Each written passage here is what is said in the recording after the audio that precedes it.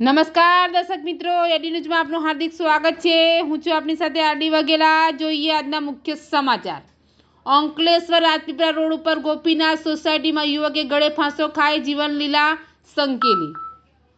Ankleshwar Rajpipla road ઉપર Gopinath row house સોસાયટીમાં 25 વર્ષીય યુવકે કોઈ અગમ્ય કારણસર પોતાના મકાનમાં ગળે ફાંસો ખાઈ આત્મહત્યા કરી લેતા ચકચાર મચી જવા પામી છે।